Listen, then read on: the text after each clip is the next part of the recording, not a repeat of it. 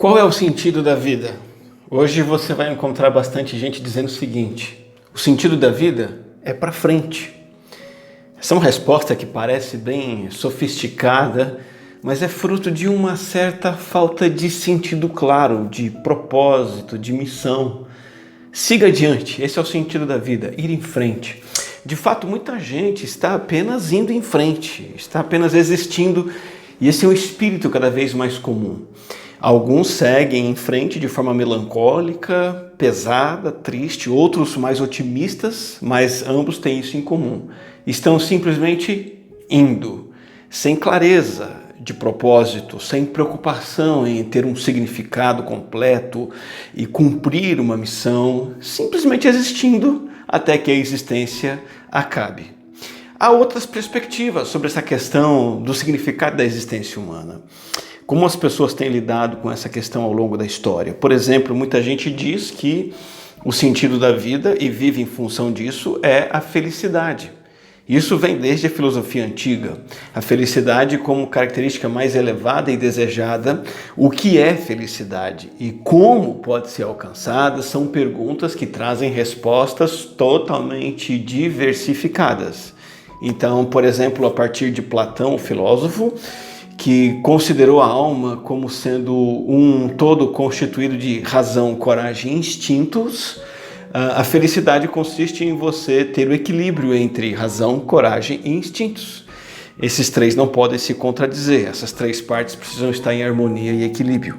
Já Aristóteles vai dizer que a felicidade só é encontrada mediante a contemplação da vida, ou seja, só o filósofo consegue ser feliz ou só o pesquisador científico.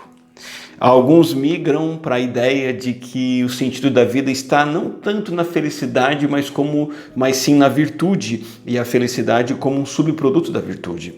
Então, veja bem, há um pensamento que diz assim: se você viver em unidade com a ordem do cosmo, como se o cosmo fosse a própria divindade impessoal, e se você conseguir ficar livre de emoções, desejos e paixões, e for indiferente perante o seu próprio destino, então você vai alcançar um estado de apatia, essa é a palavra usada na filosofia, ou seja, de insensibilidade perante os acontecimentos da vida. Você não vai se abalar por nada. Essa é a chamada de paz estoica, a virtude do estoicismo. Há alguns que dizem que não, para você atingir plena liberdade, tranquilidade e libertação do medo, é preciso que você se mantenha em busca de prazeres moderados, que você prefira ali um pouco mais o isolamento do que a vida pública, e que você se resguarde a um pequeno grupo de amigos que vão te permitir ter uma vida de prazeres moderados e comedidos.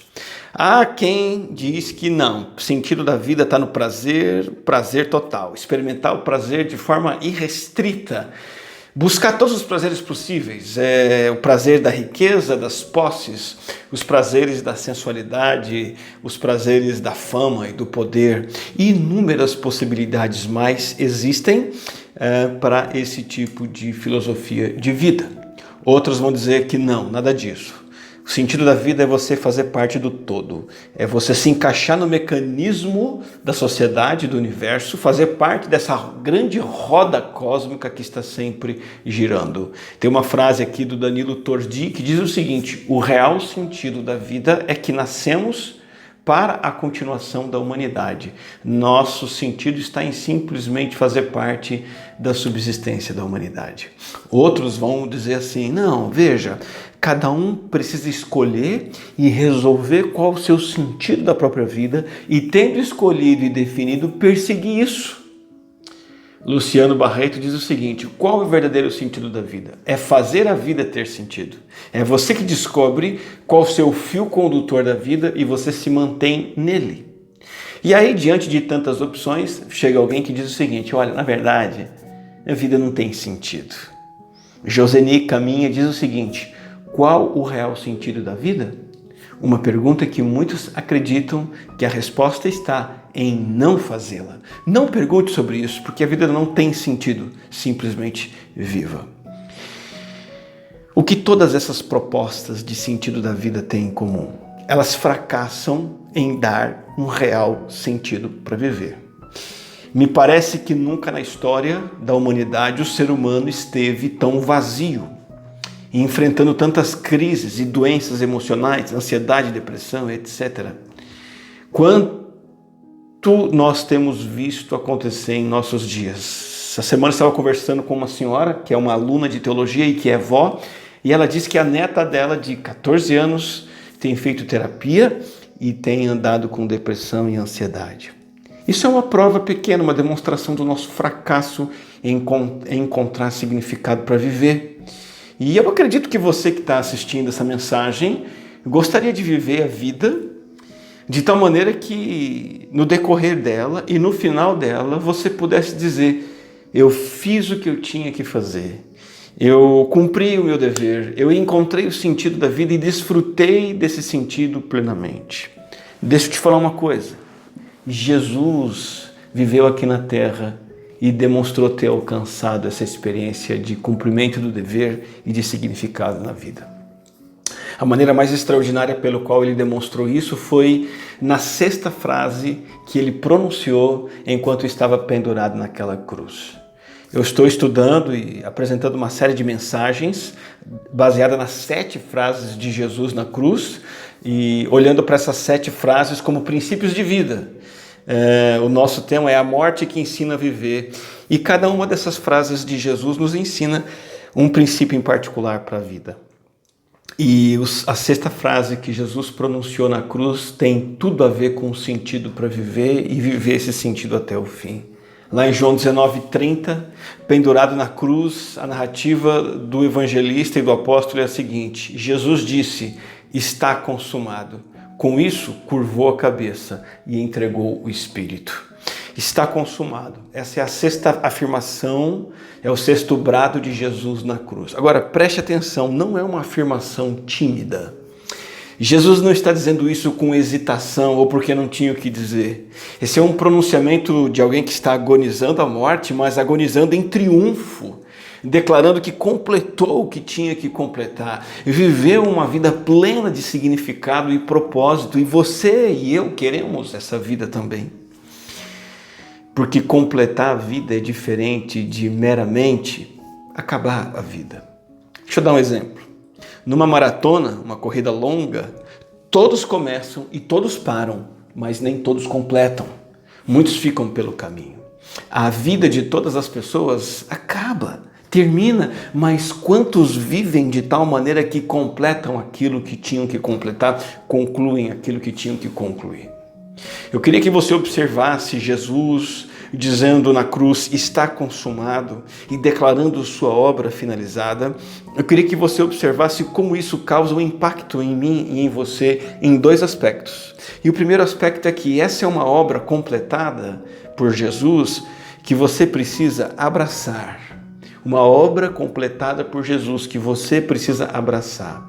O que Jesus completou? O que ele fez? O que ele concluiu? Ele concluiu a obra que Deus o Pai tinha confiado a ele e que ele realizou por completo, a obra da redenção.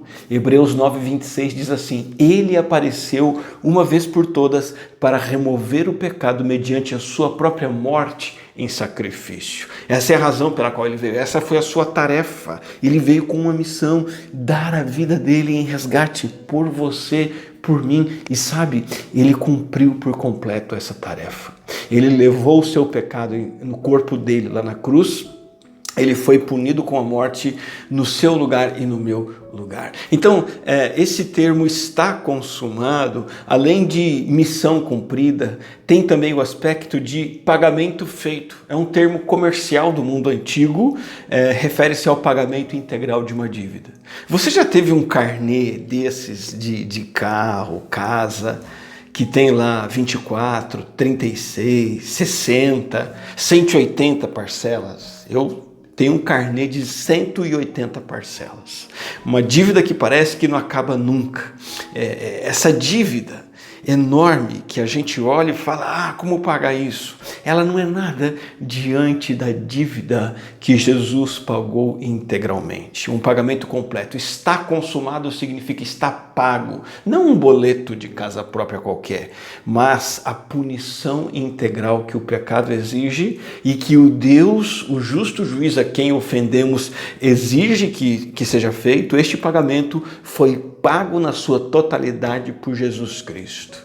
Além de pagar integralmente o preço do pecado, Jesus também cumpre totalmente tudo aquilo que o Antigo Testamento das Escrituras Sagradas apresentou em profecias e símbolos. Quando foi anunciado ali pelos profetas, pelos relatos históricos, pelos prenúncios, pelos tipos da vinda do Messias Salvador. No Antigo Testamento haviam sacrifícios, havia o templo, havia o ministério dos sacerdotes, rituais ali realizados, tinha um altar, uma série de coisas que apontavam para o Messias que viria cumprir, completar tudo aquilo, finalizar tudo aquilo. E Jesus Cristo diz, está consumado, ou seja, eu realizo tudo, eu cumpro tudo plenamente. E nós observamos isso de forma viva quando aquele véu no templo se rasga ao meio no exato momento que Cristo morre. O que está acontecendo ali? Ele consumou a obra da salvação, ele completou tudo aquilo que o Antigo Testamento falava sobre o Messias, e ele abriu acesso pleno à presença de Deus, e Deus se torna para nós então o Emanuel, o Deus que habita conosco, que sente o nosso cheiro, o Deus que se assenta à nossa mesa, o Deus que ouve o que falamos, que sente a nossa respiração, o Deus a quem acessamos o tempo todo. O trabalho da salvação foi completado, feito por completo por Jesus. Nada pode ser acrescentado ou removido por mim, por você. Nada pode substituir o que Jesus fez. O que cabe a mim, o que cabe a você. Apenas crer que Ele fez essa obra por completo, por nós, em nosso favor, entendendo que a nossa parte é crer e invocar o nome do Senhor para ser salvo. Romanos 10, 13 diz, todo aquele que invocar o nome do Senhor será salvo. Então a obra completa de Jesus é uma obra que você precisa abraçar como tendo sido realizada por você e para que Deus se tornasse Emanuel em sua vida, Deus com você, Deus presente. Mas em segundo lugar, essa é uma obra completa que você precisa também imitar. Cristo realizou perfeitamente e completamente o que o Pai confiou a Ele para que Ele fizesse. Em João 17, 4, Jesus diz, eu te glorifiquei na terra, completando a obra que me deste para fazer. Quantas coisas a gente já começou na vida e deixou sem terminar? Começou uma faculdade e não concluiu. Começa a reformar algo lá em casa, não termina. Entra num plano de dieta, de treino físico, não continua. Se casa com juras de fidelidade eterna, se separa. Começa a estudar inglês e para. Começa a estudar violão e não continua. Isso tudo só escancara a nossa finitude, a nossa fragilidade, a nossa instabilidade. Mas com Jesus não foi assim. Jesus começou o que ele tinha que começar e terminou aquilo que ele tinha que terminar. E assim devemos nós viver também. Viver podendo declarar, está consumado, eu estou fazendo, eu estou completando, eu estou realizando a obra que Deus determinou para que eu realizasse. Isso deve nos preocupar mais do que o sofrimento que a realização da obra de Deus nos traz. Eu vou repetir.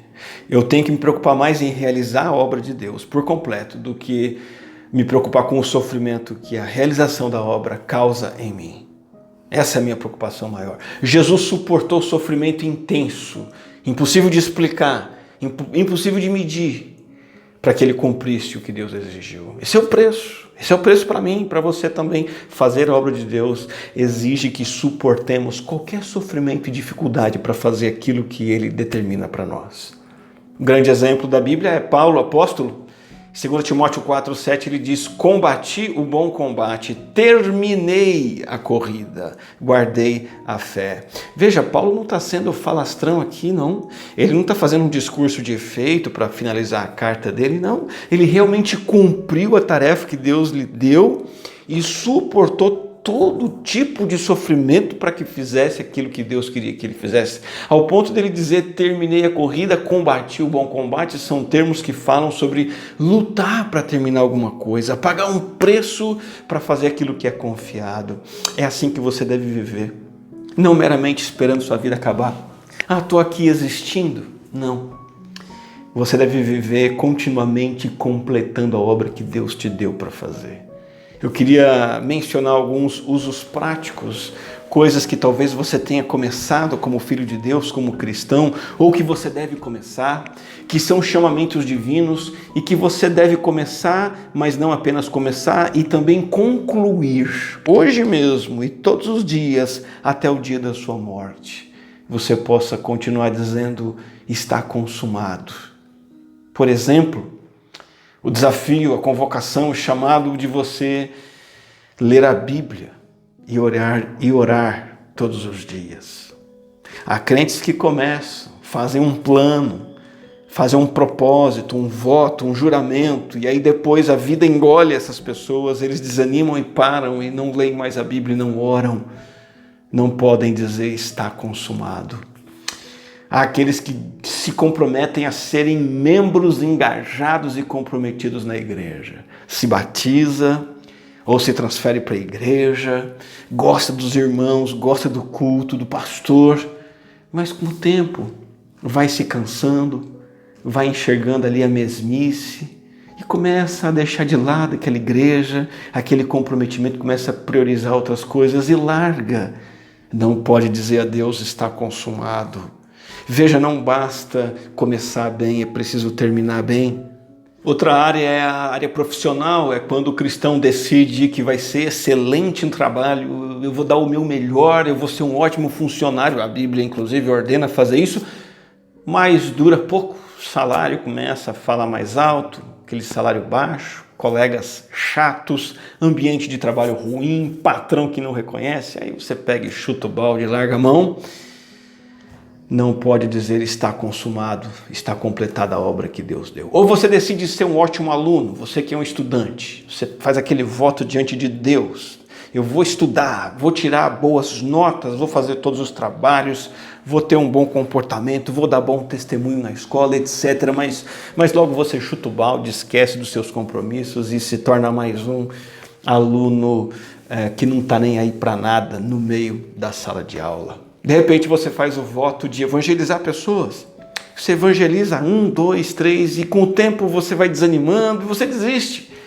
Talvez porque não vê fruto, porque encontra muitas dificuldades, objeções, etc. Você não pode dizer está consumado. De repente você é alguém que um dia tomou a decisão de resistir às tentações. Eu vou dizer não ao pecado. Eu vou resistir à tentação sexual, à tentação da preguiça, da gula, da ira. Mas aí no dia a dia você começa a fazer pequenas concessões, abre mão ao pecado. E quando você cai em si, você mergulhou mais fundo no pecado do que você estava antes. Talvez você tenha feito um voto de cuidar do seu casamento, de priorizar o seu cônjuge, cultivar o relacionamento a dois, mas a vida é dura. O dia a dia traz os seus desgastes, o relacionamento envolve atrito, há decepções e outras demandas da vida acabam afastando você desse propósito e você deixa o casamento ali no stand-by. Decide de investir nele, de ter tempo com o seu cônjuge, de trabalhar o relacionamento, porque dá muito trabalho, é muito chato e você não pode dizer está consumado. Talvez você faça o voto ou tenha feito o voto de ser um bom pai, uma boa mãe, alguém presente na vida do filho, alguém paciente, que dá bom exemplo, que ora, lê a Bíblia com o filho, que corrige o filho, mas tudo isso dura pouco porque não é fácil não. E você acaba não podendo dizer como Jesus está consumado. Veja, não adianta apenas começar bem, é preciso terminar bem. Talvez algum dia você se dedicou a um ministério na igreja, um projeto social, uma ação no reino de Deus e se empolgou e foi, e fez e aconteceu, mas foi fogo de palha. Logo aconteceu isso, aquilo outro, você desanimou, chutou o balde e aí você diz assim, não, agora eu vou fazer parte da turma do amendoim e a turma da pipoca. A turma que só quer assistir, a turma que quer ficar na cadeira cativa vendo as coisas acontecerem. Veja, todas essas coisas que eu mencionei aqui são vocações de Deus, chamados de Deus, missão de Deus para mim e para você. Só que antes disso tudo, no meio disso tudo e acima disso tudo, está o alvo central que é comum para todos nós e que foi expresso pelo apóstolo Paulo nas belas palavras de Filipenses capítulo 3, versículo 10 a 12. Paulo escreve assim, eu quero conhecer a Cristo. Ele está falando aqui da vocação, da missão, da tarefa. Eu quero conhecer Cristo e experimentar o grande poder que o ressuscitou. Quero sofrer com Ele, participando da sua morte, para de alguma forma alcançar a ressurreição dos mortos. Não estou dizendo que já obtive tudo isso, que já alcancei a perfeição, mas prossigo. Prossigo a fim de conquistar essa perfeição para a qual Jesus Cristo me conquistou. O apóstolo Paulo tem algo que ele quer consumar na vida dele, que é participar da vida com Cristo, ser como Cristo, alcançar a perfeição de Cristo e a intimidade com Cristo nessa vida e experimentar isso na vida eterna.